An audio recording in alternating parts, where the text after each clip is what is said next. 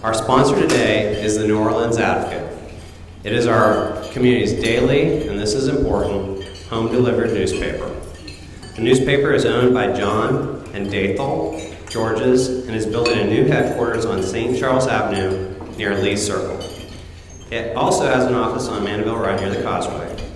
We're joined today by the Advocate's editor, Peter Kovac, political columnist, Stephanie Grace, managing editor, Martha Carr, investigative editor, Gordon Russell, and St. Tammany Bureau Chief, Sarah Pagonis, and reporter, Feynman Roberts. Here to say a few words is Peter Kovacs.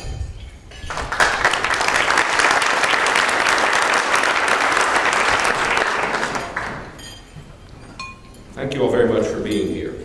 Most of the news about the news business these days has been grim, with layoffs and bankruptcies dominating the headlines.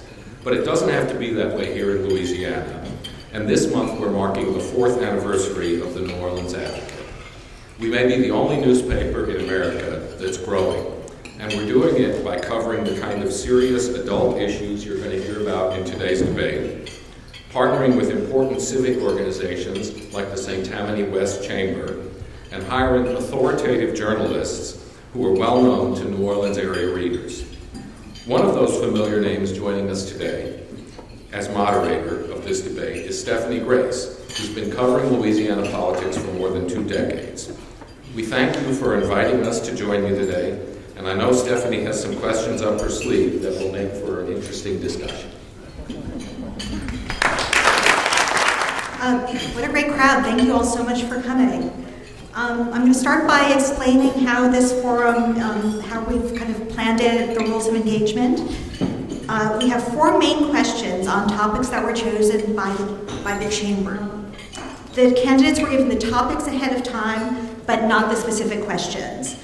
And each candidate will have 2 minutes to respond to each question.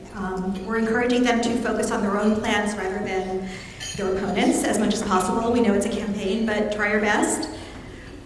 For the sake of the candidates, there's a card holder in back, and she will hold up a yellow card when you have 45 seconds left, and a red card when you have 15 seconds, and another red card when it's time to stop.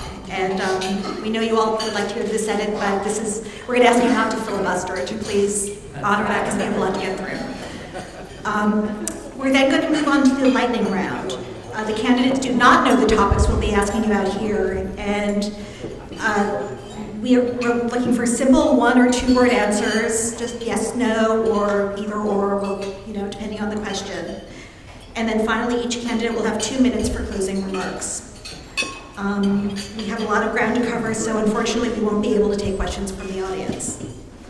So let's meet the candidates. To my right is Dr. Charles Boustany. He was elected to the U.S. House in 2004, and he now represents Louisiana's 3rd Congressional District. He's a member of the Ways and Means Committee, and he chairs the subcommittee on tax policy. He also sits on the subcommittee on trade. Before going to Congress, Dr. Boustany spent 30 years as a cardiovascular surgeon, and he has an undergraduate degree from the University of Southwestern Louisiana and a medical degree from LSU. He's a Republican, and he lives in Lafayette.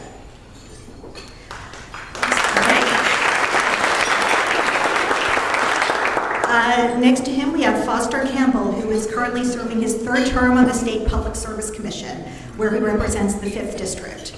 He previously served in the Louisiana State Senate from 1976 to 2002.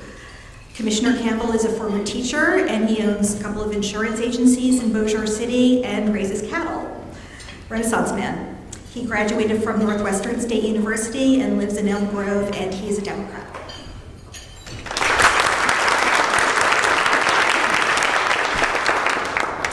Next we have Caroline Fayard, who is an attorney practicing in New Orleans and co-owner of Blow Airlines, which is a regional airline recently founded. She's worked as an investment banker at Goldman Sachs in New York, as a law clerk for U.S. District Judge Stanwood Duvall in New Orleans, and is a teaching fellow at Loyola University Law School. Ms. Fayard is a native of Denham Springs and a graduate of Dartmouth College and the University of Michigan Law School, and she's also a Democrat.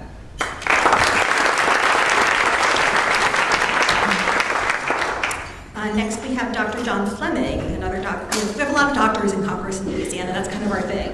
Bill Cassidy, too.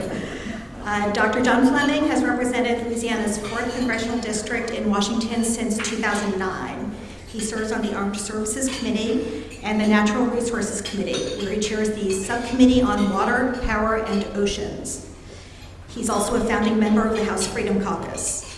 Dr. Fleming is a family practice physician and owns a number of Subway and UPS franchises. He has an undergraduate degree from the University of Mississippi and attended medical school there on a Navy scholarship.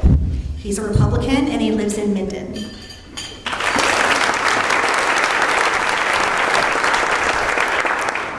And finally, a familiar face, a St. Tammany resident. John Kennedy is currently serving his 5th term as Louisiana State Treasurer. He previously worked as Secretary of the Department of Revenue under Governor Mike Foster and Special Counsel to Governor Buddy Roemer, and also as an attorney in private practice. Treasurer Kennedy is also an adjunct professor at LSU Law School and an occasional volunteer substitute teacher. He has an undergraduate degree from Vanderbilt University, a law degree from the University of Virginia, and a Bachelor of Civil Law degree from Oxford University. He grew up in Zachary and lives right down the street in Madisonville, and he is also a Republican.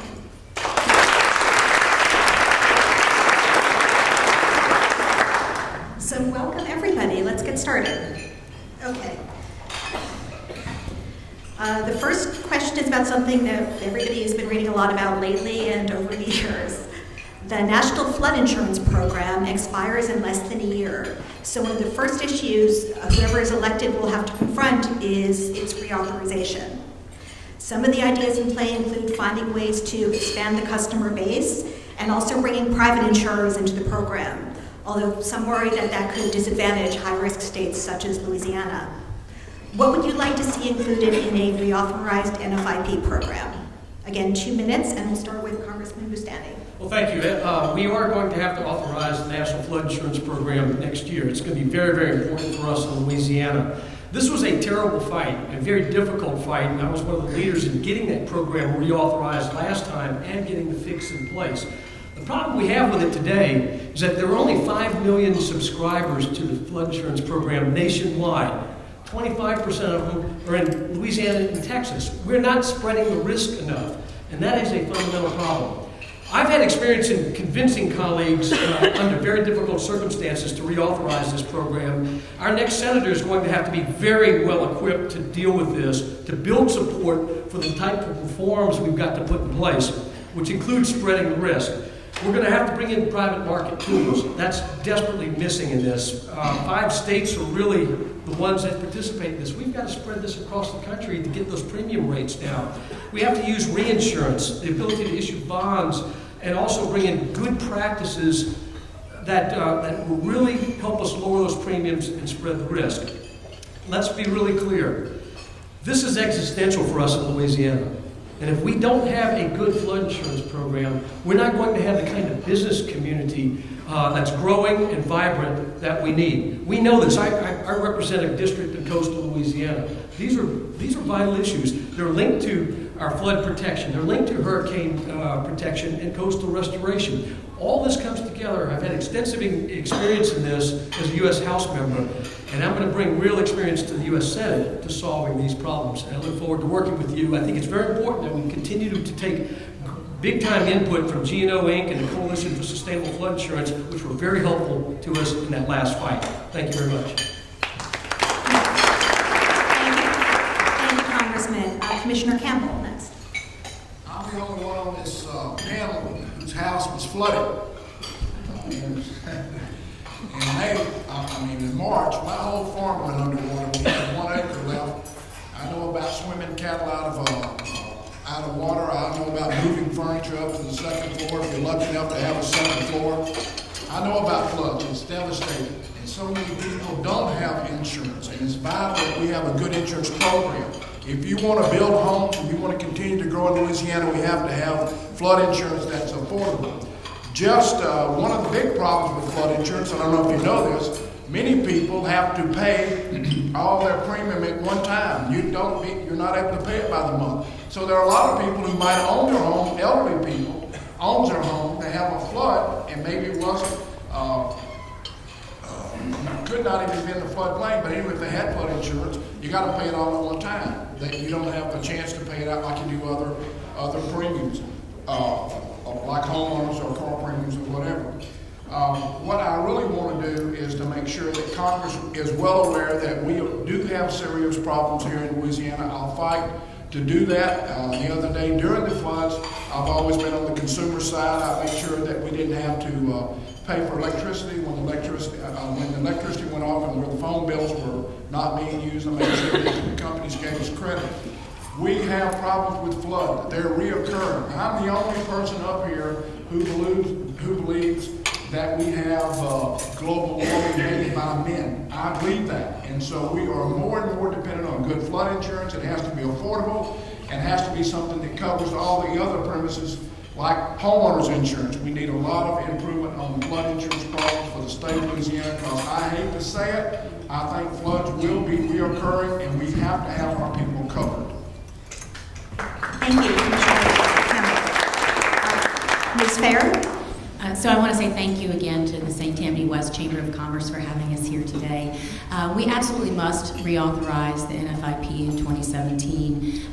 It will be HIFIA that will actually be coming up for reauthorization. And as those of you that are in the real estate and development business probably remember, the Bigger Waters Act was passed several years ago, and it tied flood insurance rates to actuarial tables, and that caused costs to skyrocket. So HIFIA was put in place to try and fix that, particularly for us here in Louisiana. As is mentioned before, we actually have more NFIP policies per capita than any other state in the union. So being a native of Denham Springs, whose family has been directly impacted by the recent flooding, as well as living through the flood of 1983 in Denham, as well as Katrina, we certainly understand here in South Louisiana that we need flood insurance, and we have to have the NFIP reauthorized. However, there are a couple of fixes that we have to look into. We need to make sure that the maps take into account current and existing protections. So if a levee has been built, it needs to be accounted for on the map as a way to lower rates. We need to make sure the grandfathering clause stays in place so rates don't skyrocket. And I will do whatever I can as priority as your next United States Senator to make sure that the NFIP is reauthorized in 2017. Thank you.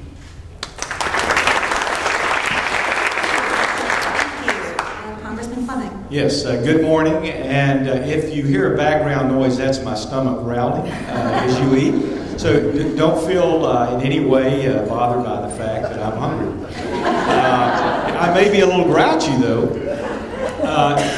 Well, look, after the Bigger Waters Act passed, the reform of the insurance program, we found that there was a technical problem, and that was going to create dramatic increases in flood premiums for the people of Louisiana throughout the country.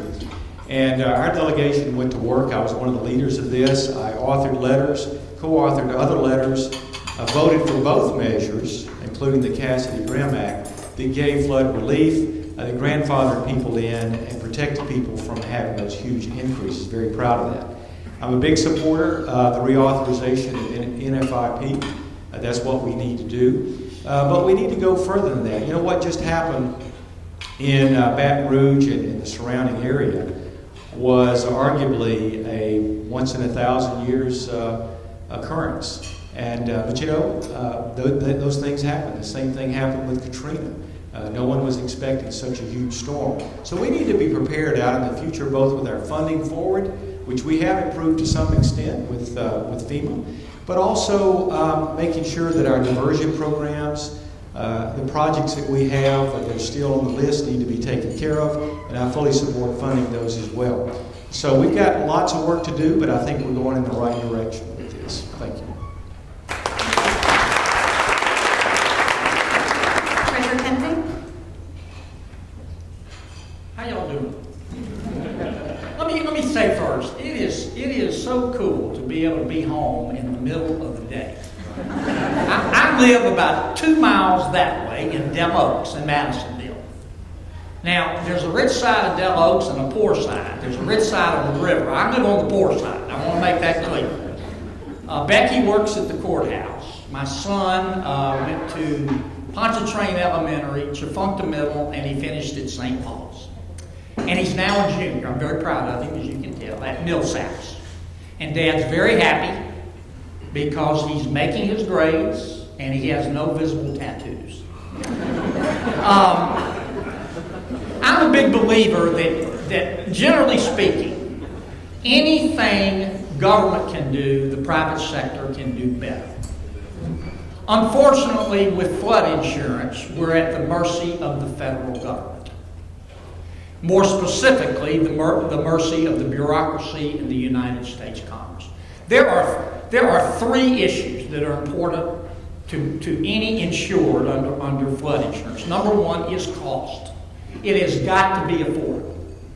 If it's not affordable, I mean, you can't have it be like Obamacare, where they've given private insurance with tax credits to people making $60,000 a year, but they got a $10,000 deductible. They don't have any insurance. So it's got to be affordable. Number two, there's got to be map accuracy. You can't rely exclusively on a bureaucrat in Washington, D.C. to know what floods in St. Tammany and what doesn't. And number three, you've got to have an insurance company that will actually pay you if you flood. We've got, as a United States Senator, I'm going to work on those three problems, and I'll tell you the first step I'm going to take. I'm going to make sure that local government and local levy boards have a seat at the table. Thank you, Treasurer Kennedy.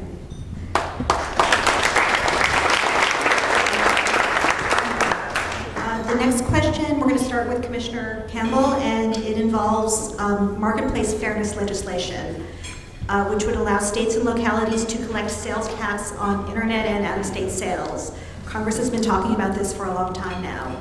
Supporters say it would level the playing field between local and online retailers and also ensure that local and state governments receive tax collections from sales initiated in their boundaries. Do you support this legislation? And if so, what would you do to secure its final passage? First of all, let me say I was raised by a father, and he had a small service station in Moses City in the same location for 40 years. And I know about big companies coming in and people's big corporations coming in and selling tires and stuff that were cheaper than my dad. He struggled with it for a long time. I'm a small business person. I want to represent and help small businesses in Louisiana. I do know how unfair a lot of times we're trying to collect taxes. Small businesses, if you have to buy a shirt, you got to pay a tax. Whatever you buy tires, you got to pay a tax. It's hurting the small business trying to compete with online competitors. And I'm also aware that we've got a heck of a deficit, $2 billion in Louisiana, and we're getting not the money that we need to operate the state of Louisiana. That's a fact. So I would want to look at this legislation and get everybody involved. I'm very, very concerned about hurting the guy on Main Street.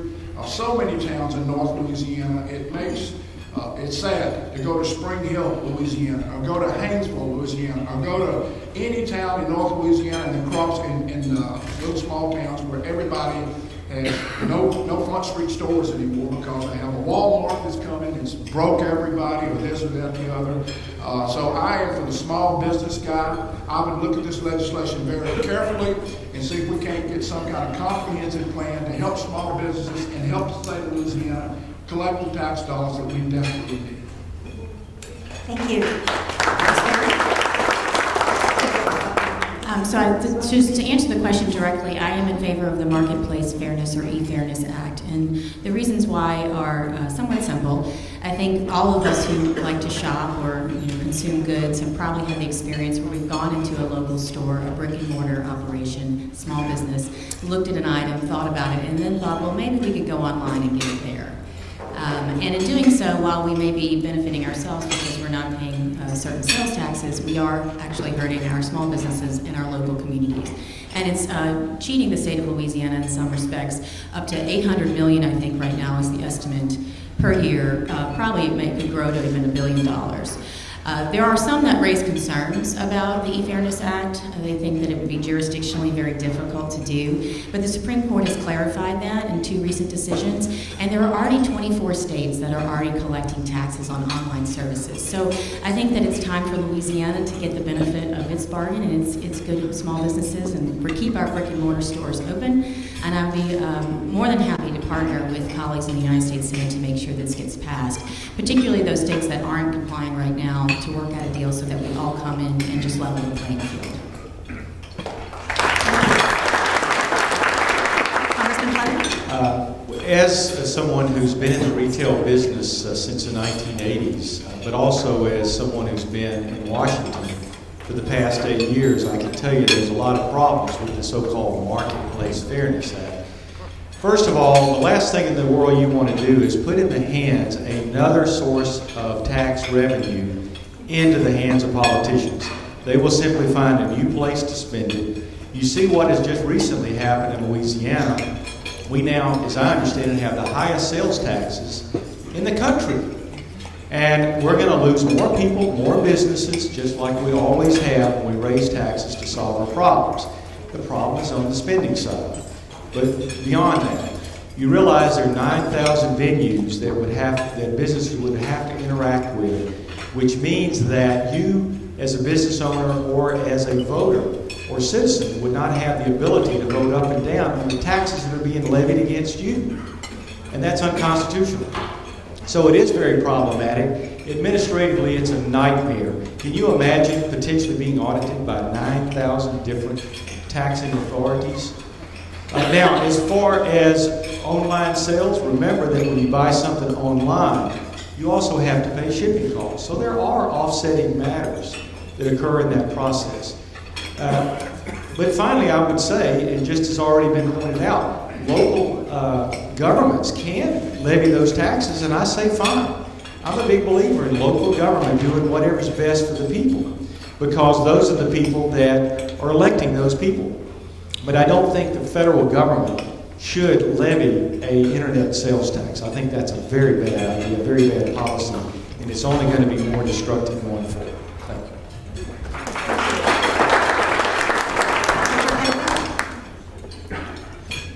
you. The Marketplace Fairness Act. I don't know where Congress comes up with these names, okay? I'm going to call it the MFA, because it doesn't help the market, and it's not fair. How can I put this tactfully? I'd rather drink weed killer than support the MFA. Okay? Don't hold this against me, but I teach con law at LSU Law School. And one of the cases I teach is Quill v. North Dakota. That's a U.S. Supreme Court case. It was decided in 1992. And this is what it says.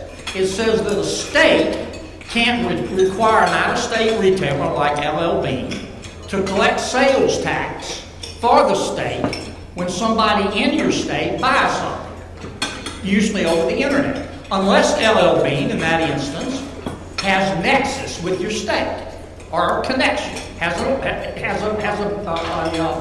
plant in your state. Here's why I'm against MFA. It will wreck Louisiana businesses, especially Louisiana small businesses.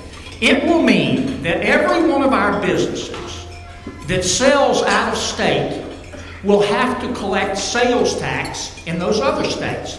But not just a few sales tax jurisdictions. You know how many sales tax jurisdictions there are in America? 10,000. So a little company here in Covington that sells belts across the United States has to comply with 10,000 sets of tax laws, 10,000 sets of rules, 10,000 sets of regulations, all of which change weekly, sometimes daily, and is subject to being audited by 10,000 jurisdictions. It will wreck interstate commerce, and that's why the United States Supreme Court in Quill v. North Dakota said it is a blatant violation of the Interstate Commerce Act. Put me down as doubtful. Got it. Thank you. Well, thank you. There's a real problem with this legislation, and that's why it hasn't passed. That's why I have not supported it. It's not fair. Number one, it pits consumers against retailers. And that's a problem. We have a tax code today at every single level, at the federal level, at the state level, at the local level, that's riddled with complexity. It pits people against people. It creates winners and losers. And it's not up to what we need in a 21st century economy. We need fundamental tax reform at the federal level, and I've been leading that effort. We just put out a blueprint for tax reform that's started a real earnest conversation on how to reform the U.S. tax code for the first time in 30 years. I mean, right now we got a U.S. tax code that is basically created in 1913, revised in 1986, and riddled with complexity. And we all know that we have major tax problems in this state as well. We need a tax code that's fair, it's simple, and it's not going to pick winners and losers. I can tell you that how can you run a 21st century economy with this type of tax code? And the problem we're seeing emerging that the Marketplace Fairness Act tries to address is really much more complicated.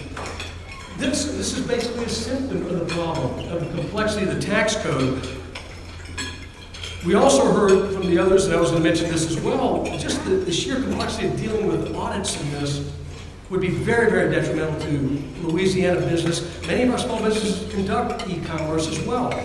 We need better solutions, and it's going to start with leadership to fundamentally reform the U.S. tax code, set the example for the states to do tax reform, which this state desperately needs, and we need to see leadership there. We haven't seen it. And at the local level, we're going to need it as well, to really have a 21st century economy that benefits all, that's much fairer to all. Thank you. Thank you.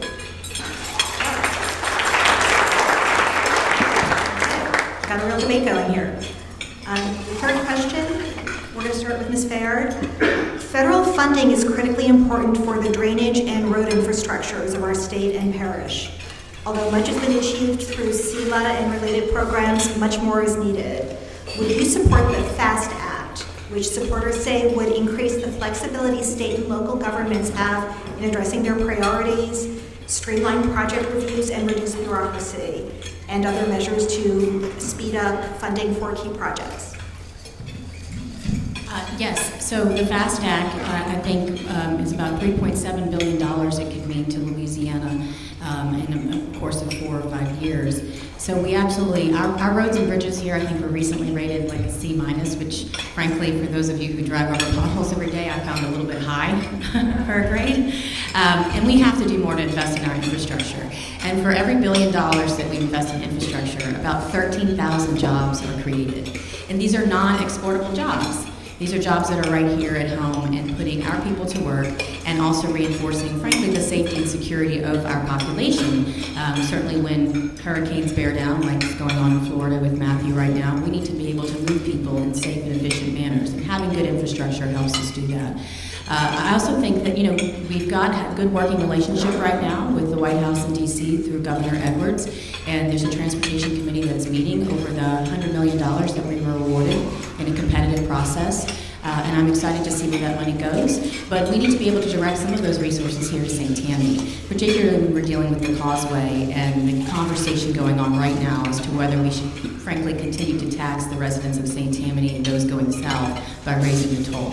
So I would be a willing partner with you all in making sure that we have infrastructure dollars invested right here.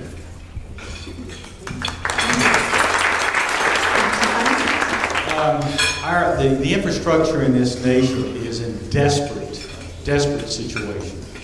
If you fly to or travel to other nations, you'll find we're falling way behind. If you look at the airports, if you look at the bridges, the highways, we look like a third world country. We are crumbling. And there are a lot of reasons for that, and it's not lack of spending. First of all, 10% of our gasoline tax goes to a central rapid transit, which is really a subsidy for subways and trains and sort. That needs to be fixed and resolved. Secondly, has anybody watched what's happened in Shreveport with the Jimmy Davis Bridge? They've tried to upgrade the Jimmy Davis Bridge, but there's a nest with birds in it, and it's held it up for months, maybe years. when we do a project for a highway or something, if they find a scorpion that someone thinks may be on the endangered species list, the whole thing shuts down, losing hundreds of millions of dollars. Folks, we've got to stop this nonsense. We've got to fix those problems. So we need reform in our regulations, and we need reforms in the way we spend the money. So I support huge investments in upgrading our waterways, our highways, our bridges, all of these things, but we must pay for it. We cannot throw it against a deficit with $20 trillion national debt. It's a disgrace. We can pay for it, but we've got to go to entitlements, where people are paid to stay at home when they're perfectly able to work. So if, going forward, I'm elected to the Senate, my plan is to work for entitlement reform so we free up the huge amount of money necessary to finally modernize and upgrade our infrastructure. Thank you. Thank you. Treasurer Kennedy. You're probably not going to be able to find a politician who's against infrastructure. Of course I support infrastructure. That's not the issue. The issue is how to pay for it.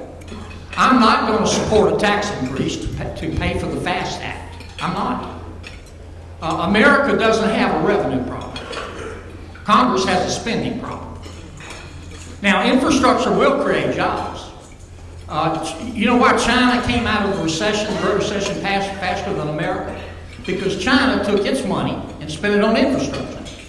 President Obama wasted our money, and the United States Congress sat there sucking on their teeth watching him do it.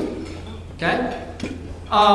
Here's how you pay for the infrastructure that we need. Number one, we've got 2.7 million federal employees. Average salary, $119,000 a year. We have 170,000 vacancies a year. Don't fill some of the vacancies.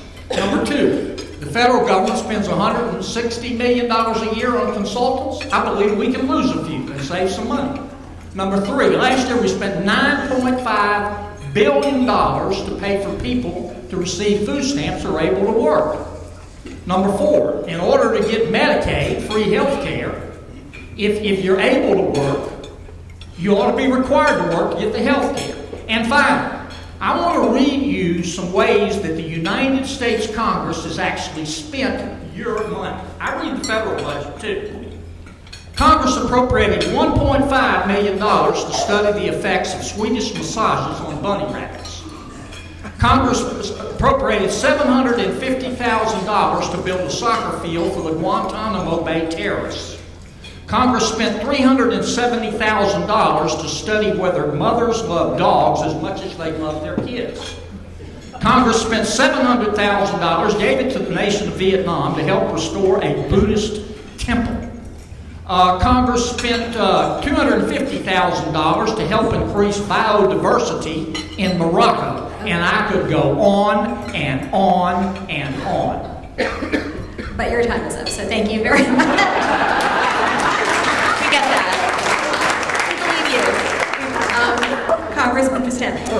We're not going to be able to run a vibrant 21st century economy with mid-20th century infrastructure. We have a $12 billion backlog here just in Louisiana.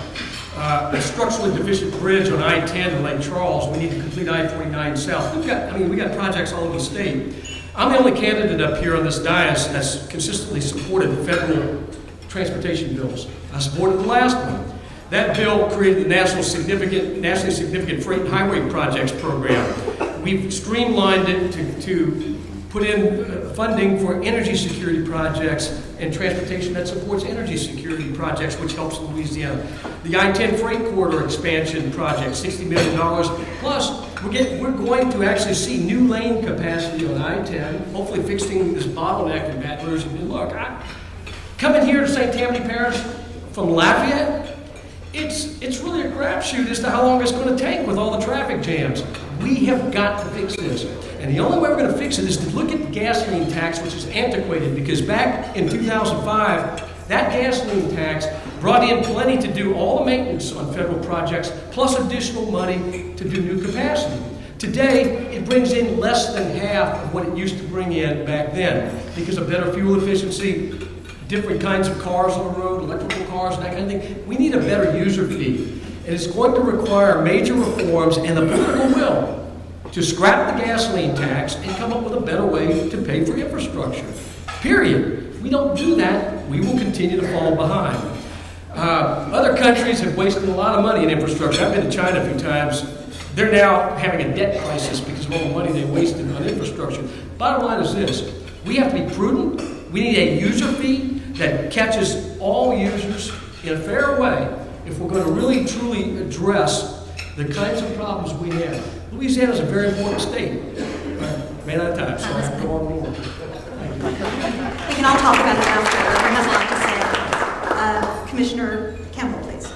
Mr. Kennedy said you can't find any politician that didn't want better highways. I don't agree with that. Bobby Jindal didn't want them. He damn sure didn't do anything for it. He left us with a $12 billion problem. Bobby Jindal. He took all the money, robbed the highway department. In highway district number 4, we bought one new pickup. We have roads going back to gravel. Mr. Jindal and his raw political ambition to be president of the United States robbed Peter to pay Paul, and you all know that's a fact. So if you want somebody to go to Washington and fight for you, they got to believe in it. Now the reason Mr. Fleming said they're not doing anything with the Jimmy Davis Bridge is because of some birds.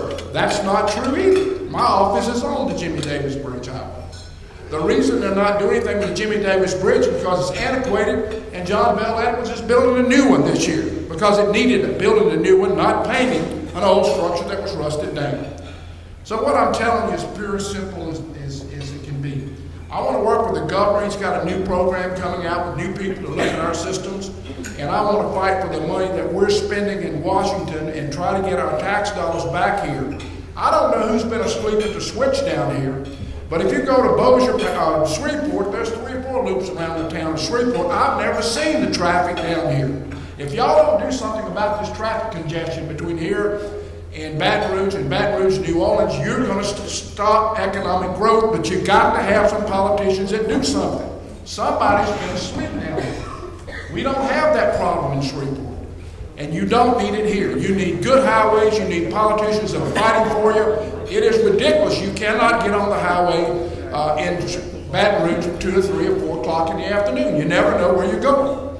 So talk to your politicians that you've had down here and tell them, wake up. Let's do something with highways. You need loops around these cities.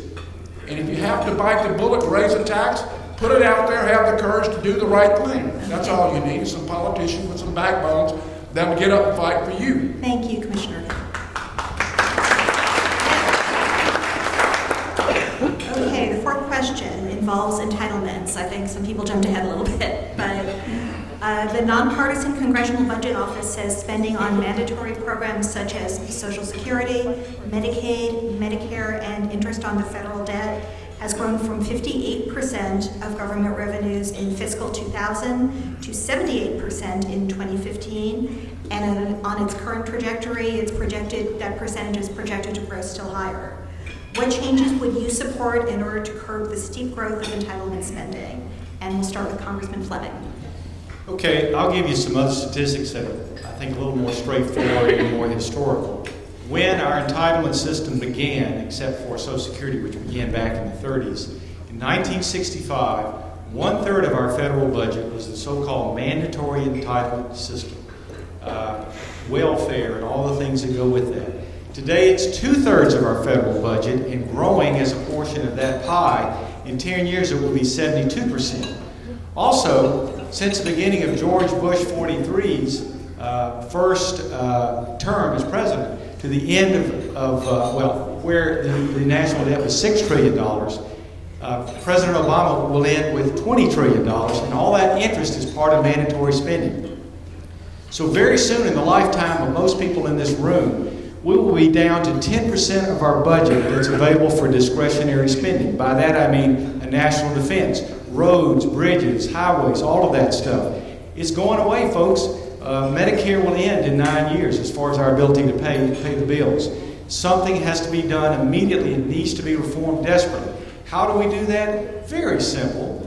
First of all, we have work requirements once again for those on welfare. People should not be on welfare if they don't deserve to be there. If they're elderly, if they're poor, if they're disabled, fine. But most people today are not that way on these systems. Food stamps, that's grown, I think it's doubled or tripled under President Obama. I forget what the statistics are on that. It's just totally out of control. This administration has taken all constraints off. Illegal immigrants per capita use more of our entitlement system than citizens do. So that's where the money is, folks. I hate to tell you. If you want to be able to pay for all of these wonderful highways and things, we have got to go where the money is being wasted in our entitlement system. Thank you. Treasurer. Well, I want to be clear. Charles and John are both friends of mine, but I don't support a new user fee for automobile drivers in America. I think drivers pay enough. Number two, I do not support including Medicare in Steph's definition of an entitlement. As far as I'm concerned, you can just take Medicare off the table. People paid Medicare taxes, they're entitled to get the health care. Now, in terms of welfare, the American people are the most compassionate people in the world. We spend $1 trillion a year on state and federal social programs. In our country, if you're hungry, we feed you. If you're homeless, we house you. If you're too poor to be sick, we'll pay for your doctor. But every one of these programs was supposed to be a bridge, and they become a parking lot. And we can't afford them anymore. And here's what the people in Washington, D.C. don't get, but they're about to after this election. We've got to stop seeing our less fortunate neighbors as victims, giving them handouts, which breeds dependency. We've got to start seeing our less fortunate victims as potential workers and help them get a job. Or if they're not qualified, help them get job training. The free market has done more to lift people out of poverty than all the government social programs put together. And if you don't believe me, go take a look at China. Strong, rising middle class in China. You know why? It's not their communism or their collectivism. It's because they adopted a modified free enterprise system. The goal of every social program should be a job.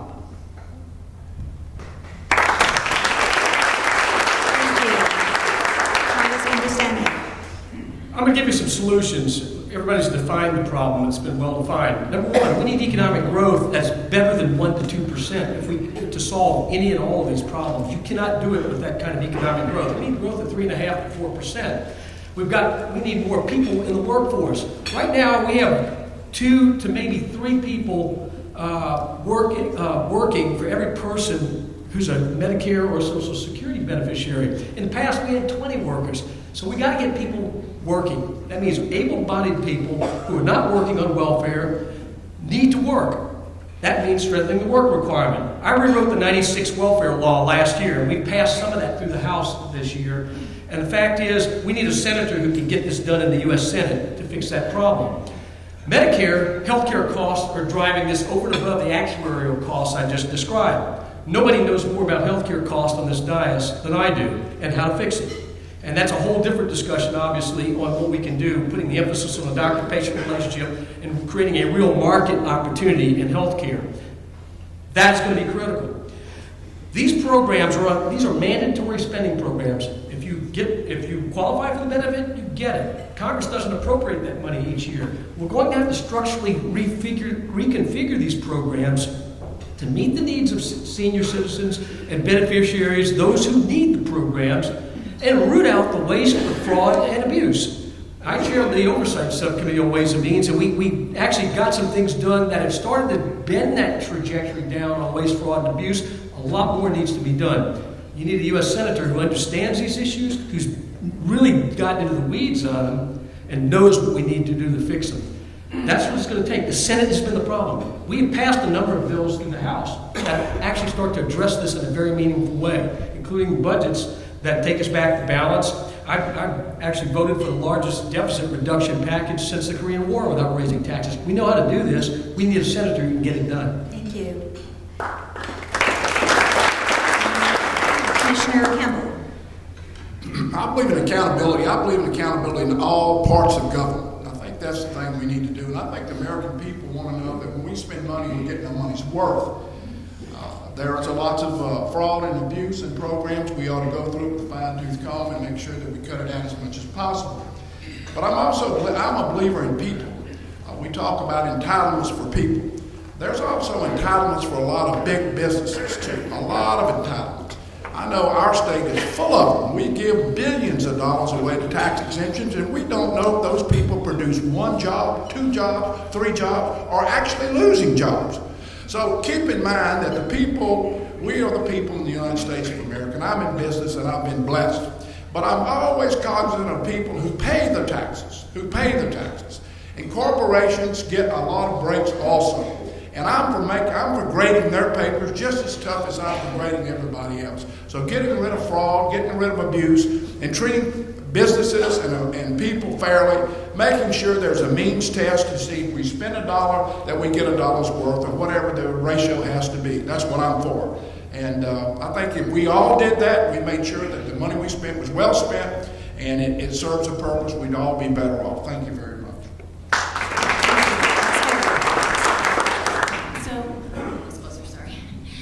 Entitlements and the national debt are obviously very important issues, and we need to focus on stimulating economic growth while reining in fraud, waste, and abuse, and spending, and reordering priorities.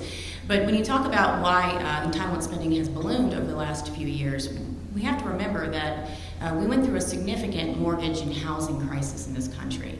People lost their homes and they lost their jobs, and in doing so they had to rely oftentimes on the social safety net in order to get back on their feet. And we're seeing some of that in the inflated costs of the entitlement programs.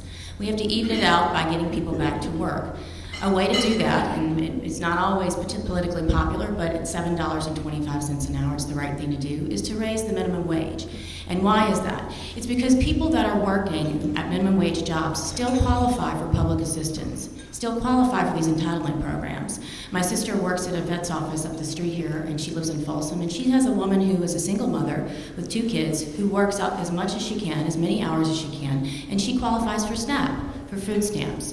She would work more if she could do so. She works as much as she can, but if she was paid more, she would be able to move herself off of being off of those entitlements, off of those programs. Walmart alone, I think, as someone says, costs the taxpayers about $6.2 billion a year in public assistance, because many people that work at Walmart and McDonald's and these big corporations, they still rely on government programs. One way that we can help get them off of these government programs is to pay a living wage for 2016. Another thing that we should focus on, particularly here in Louisiana, and I've made it a central part of my platform, is the Fair Pay Act, to try and get equal pay for equal work for women in Louisiana. We have the largest gender wage-based gap in the country at 65 cents on the dollar, and this translates to about $17,000 a year for working women in their households when they're trying to put food on the table. That's a lot of money to our working families, and that would help us move people out of poverty and move past being working poor and into being more economically productive. Okay, thank you.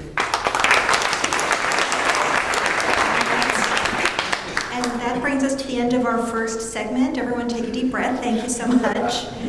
And now on to the lightning round. So we have some questions we're going to ask everyone, 1 or 2 word answers only, really, just keep to that. And we're going to start down the other end of the table and work our way back just to mix things up a little bit. So, Treasurer Kennedy, start with you, and then Congressman Boustany, and that way. First question, do you think President Obama is doing enough to fix the border crisis and prevent immigrants from illegally coming into the country? The country. Yes or no? I can't hear you too well. Oh, okay. Is this better? That's better. Okay. Do you think President Obama is doing enough to fix the border crisis and prevent immigrants from illegally coming into the country? Yes or no? Duh. It's more than 1 word, but I'll let you get. We'll take that as a no. Okay. Congressman Boustany. No. Commissioner Campbell. No. Ms. Fayard. We can do better. Congressman Fleming. Before I answer, I was challenged. I do want to respond. Mr. Campbell said that bird nest didn't hold up the upgrade of the bridge. I've got an article right here I'll be happy to share. All that happened before John Bell Edwards took office. However, when John Bell took office, he also held it up. So I guess we're both wrong. Also, I'll have to challenge my friend John Okay. Kennedy. I've never said that I supported user fees. And secondly, unfortunately, Medicare, while you pay into it, 2/3 of it is being subsidized by taxpayer money and private insurance. So, yeah, it is partly entitlement and partly Okay, thank you, paid into. Congressman Fleming. So, in answer to your question, no, President Obama is doing not enough. In fact, he's doing nothing Okay. to protect our Yes or no? No, that's a no. Okay, really, one word, try. You had weed killer, I don't know. Okay, next question. Ducks, I like to shoot. Next question, and we're going to start with Congressman Fleming. Yes or no? Do you support Can or... you explain that to me? Do you support or oppose the proposed 12-country Trans-Pacific Partnership Trade Agreement? I voted against TPA. I do not support it in its present No. form, although I do support No. free trade as a concept. That is a no. Treasurer Kennedy. No. Thank you. Congressman Boustany. No as negotiated. Commissioner Campbell. What was the question? It wasn't about birds. It wasn't about weed killer. Do you support or oppose? Do you support the proposed 12-country Trans-Pacific Partnership Trade Agreement? Yes or no? You said no? No. No. Thank you. Okay, Ms. Fayard, we'll start with you. Both Donald Trump and Hillary Clinton support paid maternity leave. Trump through expanding unemployment insurance and Clinton through the Family and Medical Leave Act. Do you believe that paid leave is needed? Yes. Uh, Let me answer, and then she can say yes. Yes, okay. Again, both Donald Trump and Hillary Clinton support paid maternity leave. Trump through expanding unemployment insurance and Clinton through Family and Medical Leave Act. Do you believe that paid maternity leave is needed? Congressman Fleming. I feel like that is a private sector choice made by the employer Okay. and employee. I So, do not support No. a mandate. Yes or no? A government mandate, no. No. It depends on who has to pay for it. Yes or, do No, you believe it's needed I- as a benefit? I'm sorry, a yes or no question belittles the importance of that. It depends on who has to pay for it. Okay. Congressman Boustany. Yes. Yes, needed. Commissioner Campbell. Yes. Thank you. Okay, this one we're going to start with Commissioner Campbell. The first few years of the Affordable Care Act haven't exactly gone smoothly. Would you vote for incremental changes aimed at fixing some of its problems, or would you only vote to repeal the program entirely?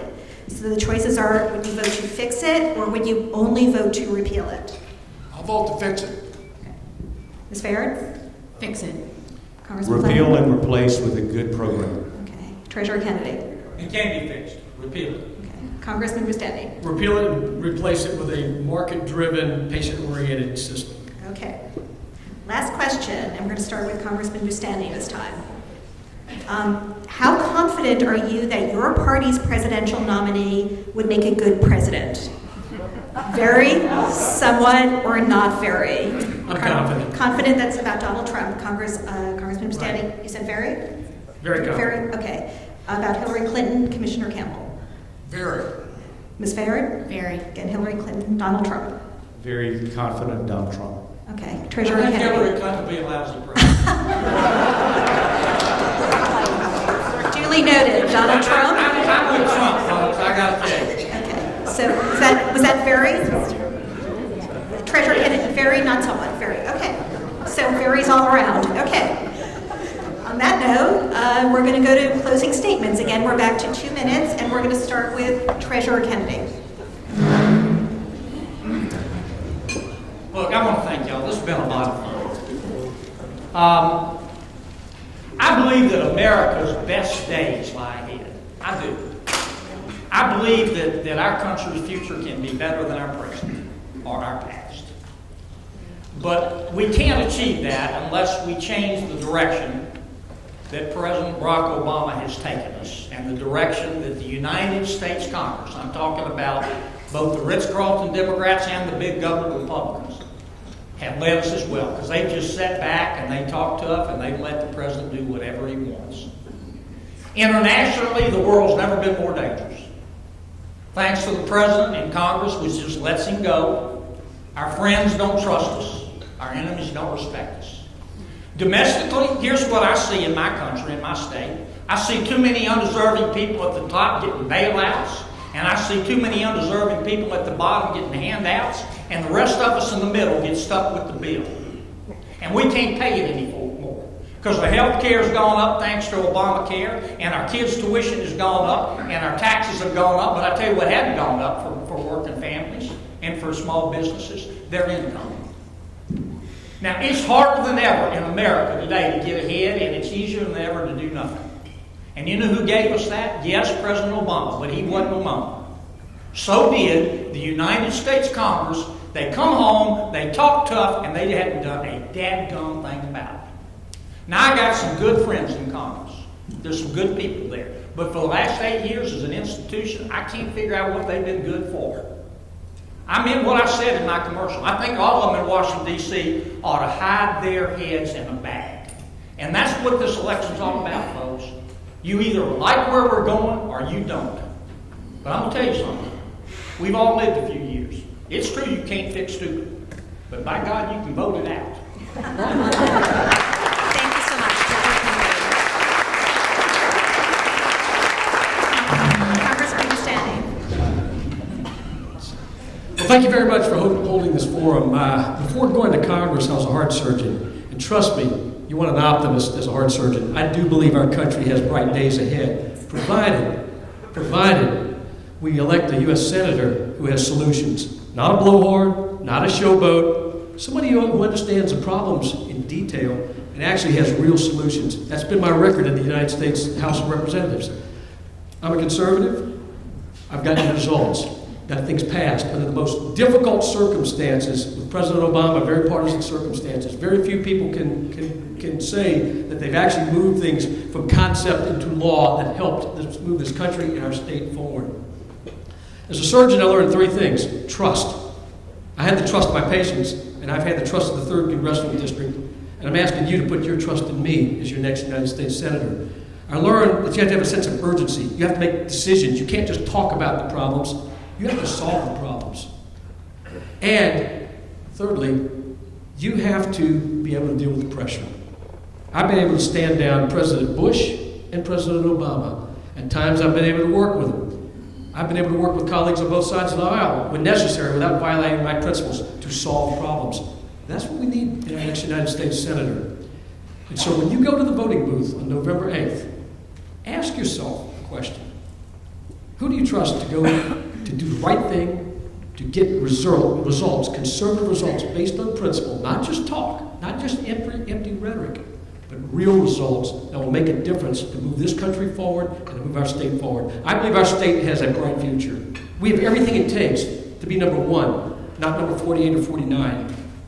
I'm asking you to elect me to the United States Senate so I can go out there and fight for you to put our state back as number 1. That's what I want to see. So thank you very much. CharlesBoustany.com. You can find out a lot more information about my campaign. Thank you.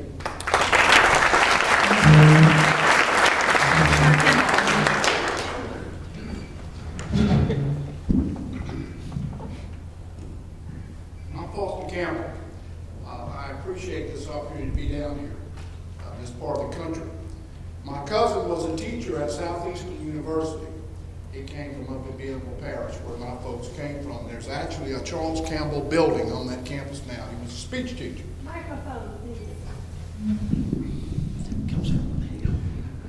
He was a speech teacher. His name was Charles Campbell, and they actually have a building named after him on this campus. I wasn't kidding about this traffic situation down here. It's serious, terrible. I don't know where the politicians have been, and I wasn't kidding about Bobby Jindal because he didn't do a damn thing to help transportation his last years as the governor. I've been a fighter all my life. I've fought for people, and I've been very, very effective.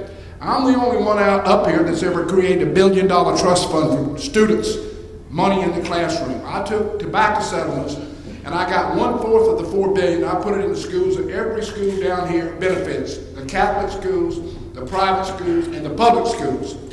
I have fought on the Public Service Commission to lower rates.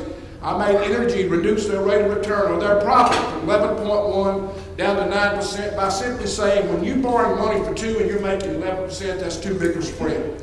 Now, what does cheaper utility rates do? They help businesses. They help people come to Louisiana. I've been on the people's side. I make no excuse about that.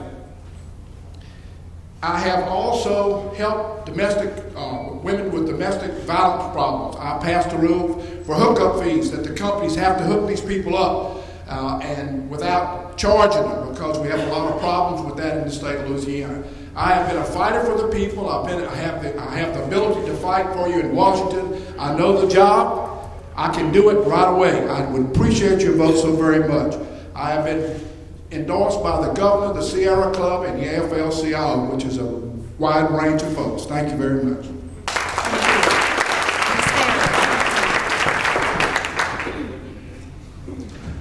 I suppose I'll stand up too.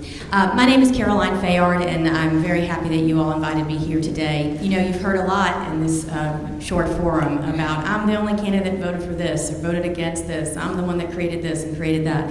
And I was sitting here and I was thinking, well, what can I say? Well, I can say that I'm the only candidate that hasn't voted for or against anything because I'm not a career politician. But I'm proud to be on this stage because what I am is a fighter. And what I am is somebody who delivers results in my daily life. I'm an entrepreneur, a small businesswoman, and yes, a lawyer. And I'm 38 years old, and I care deeply about the future of Louisiana. And frankly, we are in desperate need of not just a new generation of leadership, but a new kind of leader. Someone with a winning mindset who's going to position us for the future and call upon relationships in D.C. and build coalitions to make sure our people here in Louisiana get what we so desperately need. It's going to require putting aside partisan political ego and working together. I know you all understand that. You're business people. You make sacrifices every day for your families, your employees, and your community.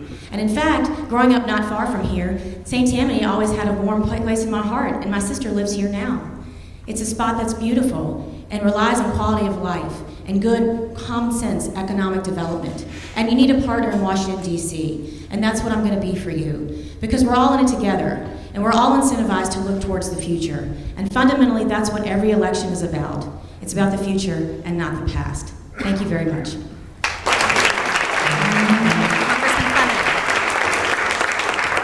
Well, once again, I'm John Fleming. It's great to be with you. Thank you so much for having us today.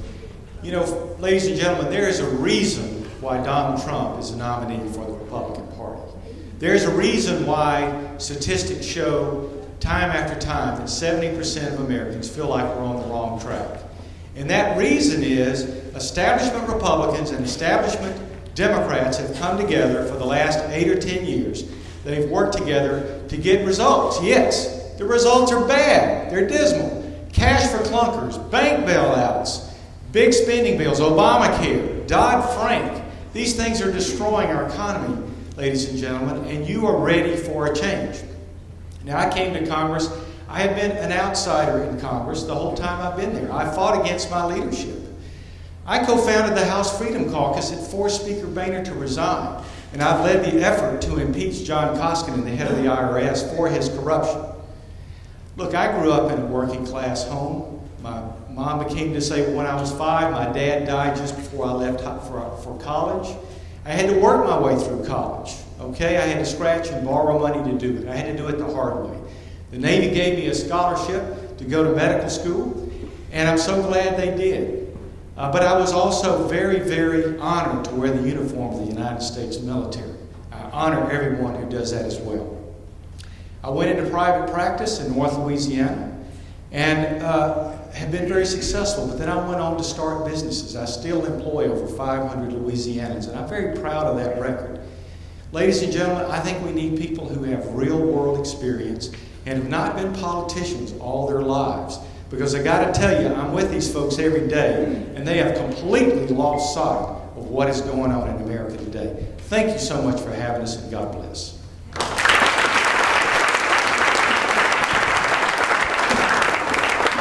And that brings us to the end of the forum. How about one more round of applause for our candidates? Thank you all. Thank you all so much for coming. Thank you, St. Tammany West Chamber, for hosting.